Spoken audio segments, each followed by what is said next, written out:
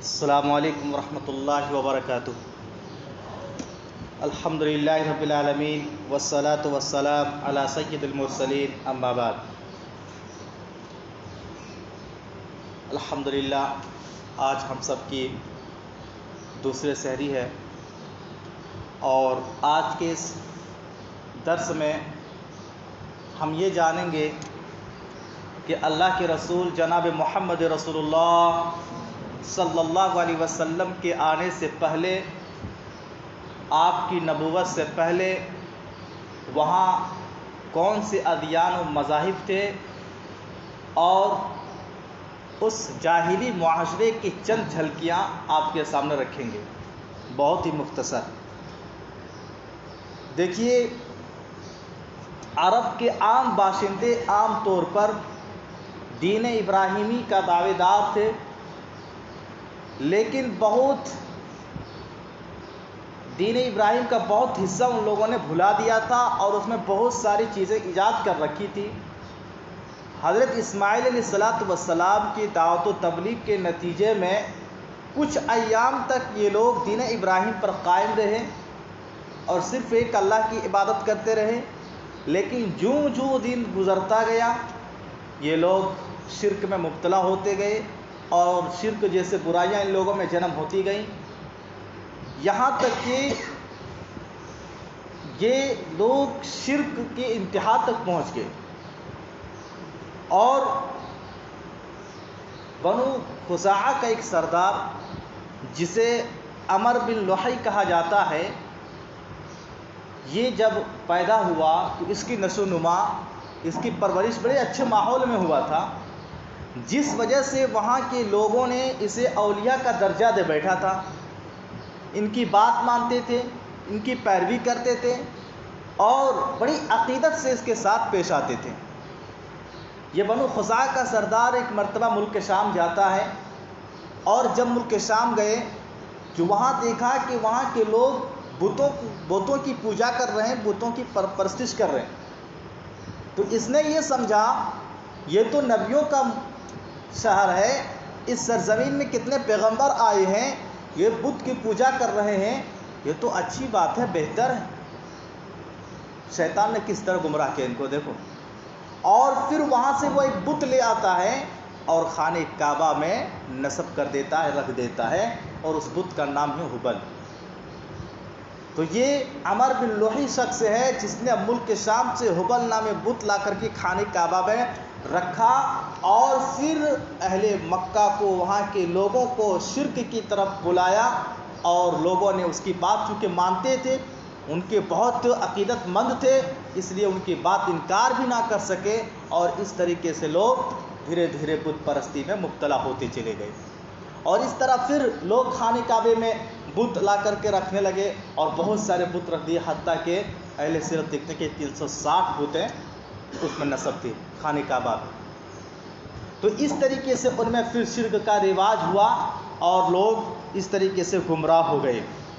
اسی طریقے سے یہ لوگ جو بت کی پوجا کرتے تھے اس کے کئی طریقے اپنا رکھے تھے۔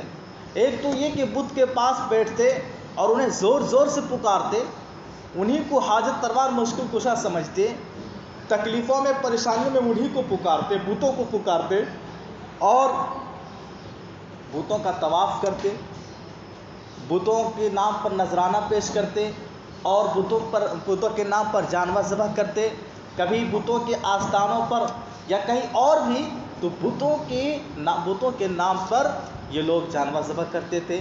اگر اس طرح کے بہت سارے ان لوگوں نے رسم ایجاد کر رکھا تھا شرک کے، اور اس طرح کے جتنے بھی عقائد ہیں یہ لوگ جو انجام دیتے تھے، کیوں انجام ایسا دیتے تھے؟ ان لوگوں کا عقیدہ یہ تھا کہ یہ بت ہمیں اللہ سے قریب کر دیں گے، جیسا کہ اللہ تبارک و تعالی ارشاد فرماتا ہے، ان کی اس عقیدے کو قرآن میں ذکر کیا، ما نعبدهم الا ليقربونا الى الله زلفا۔ یہ مشرکین کہتے تھے ہم بتوں کی اس لیے عبادت کرتے ہیں کہ یہ ہمیں رب سے قریب کر دیں گے، اللہ تعالیٰ سے یہ ہمیں سفارش کریں گے، اللہ کے یہاں یہ بت ہمارے لیے سفارش کریں گے۔ افسوس کے ساتھ کہنا پڑتا ہے آج کے ماحول میں بھی کچھ کلمہ پڑھنے والے مسلمان جو خود کو مسلمان کہتے ہیں سیم یہی عقیدہ رکھتے ہیں. آپ دیکھیں گے پیروں کے پاس جاتے ہیں، ولیوں کے پاس جاتے ہیں، مزار درگاہ جاتے ہیں. کیوں؟ تاکہ یہ ہمیں رب سے قریب کر دیں گے. یہ دیکھو یہاں مشرکین مکہ جو بتوں کی پوجا کرتے تھے. کیوں؟ ما نعبدهم الا ليقربونا الى الله زلفى، یہ ہمیں اللہ سے قریب کریں گے. تو آج بھی اس طرح کے لوگ موجود ہیں، اور افسوس اس بات کی کلمہ پڑھ کر لوگ ایسا کر رہے ہیں. تو اس طریقے سے ان لوگوں میں شرک پیدا ہوا، اور شرک کی یہ برائی جنم ہوئی. اور یہ اس کے عقائد اور ادیان اور مذاہب تھے. دین ابراہیم کے بہت سارے حصہ یہ لوگ بھلا چکے تھے، البتہ کچھ حصہ باقی تھا، جیسے حج کرنا، طواف کرنا، سعی کرنا، عرفہ اور مزدلفہ میں ٹھہرنا. اس طرح کی کچھ چیزیں باقی تھی، ورنہ ان لوگوں نے اکثر دین کے حصہ بھلا دیے تھے. اسی طریقے سے جاہلی معاشرے کی چند جھلکیاں میں یہ ہے کہ دیکھیے جو جاہلی معاشرہ تھا ان میں کئی طبقات تھے.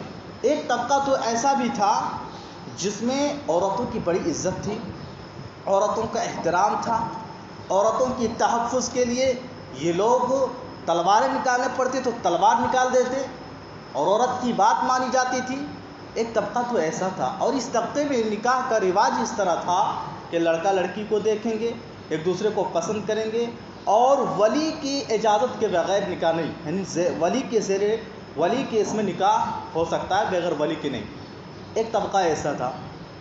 اور ایک طبقہ ایسا بھی تھا جو ان ساری چیزوں سے دور تھے.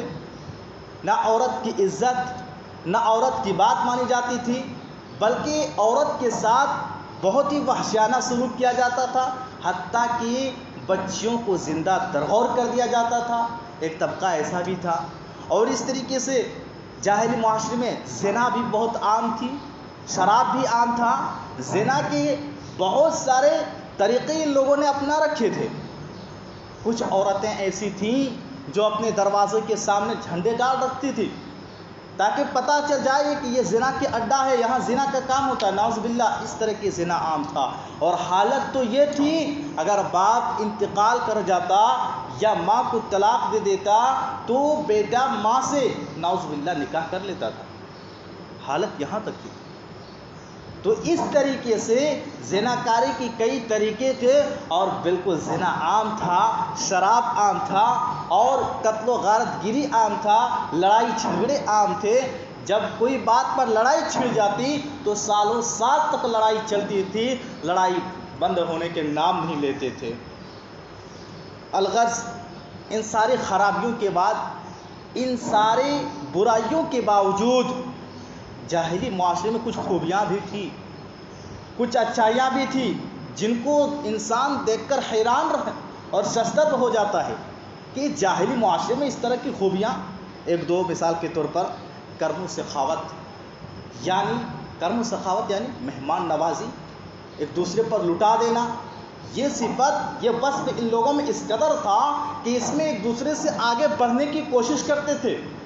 اور حالت یہ تھی اگر ٹھٹھرتی ہوئی ٹھنڈی رات میں کوئی مہمان آیا اور میزبان کے گھر میں ایک ہی اونٹنی ہے جو اس کے سواری کے لیے کام آتا ہے، تجارت کے لیے کام آتا ہے، مہمان چونکہ آ چکا ہے، ایک ہی اونٹنی ہے اور کچھ نہیں ہے، تو ان لوگوں کی کرم و سخاوت کا عالم یہ تھا کہ اس اونٹنی کو ذبح کر دیتے اور مہمان نوازی کرتے. اس حد تک کے لوگ آگے تھے.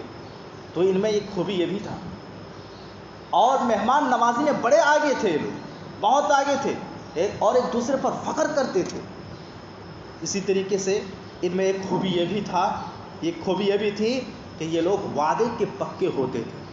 جو معاہدہ ہوتا، جو وعدہ ہوتا اس کو پورا نبھاتے، معاہدے کو توڑتے نہیں، وعدے کو توڑتے نہیں. چاہے اس وعدے کو نبھانے میں، اس معاہدے کو نبھانے میں گھر تباہ ہو جائے، خاندان تباہ ہو جائے، مال برباد ہو جائے، لیکن معاہدے کو توڑتے نہیں تھے. ان لوگوں میں وفائی عہد یہ بہت مضبوط تھا. اسی طریقے سے ایک خوبی یہ بھی تھی سادگی پسند. یہ لوگ سادگی پسند تھے، اور یہی وجہ ہے، انہی سادگی کی وجہ سے یہ لوگ امانت دار بھی ہوتے تھے، اور ان لوگوں میں دھوکہ اور فریب نہیں پائی جاتی تھی اس سادگی کی وجہ سے۔ تو اس طرح کے اور بہت ساری خوبیاں جن کے اہل سیرت نے لکھا ہے۔ تو جہاں جاہلی معاشرے میں یہ خرابیاں تھیں وہیں کچھ خوبیاں بھی تھیں۔